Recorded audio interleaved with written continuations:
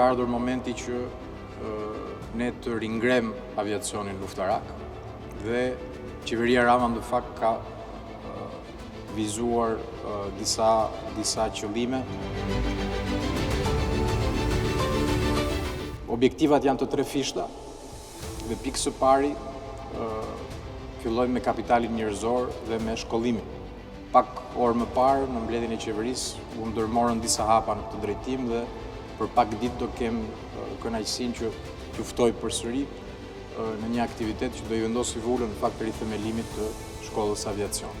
Elementi i dytë ka të bëjë me modernizimin dhe investimet në mjete, pajisje, sisteme dhe ne do ta vijojmë programin e modernizimit të forcës ajrore.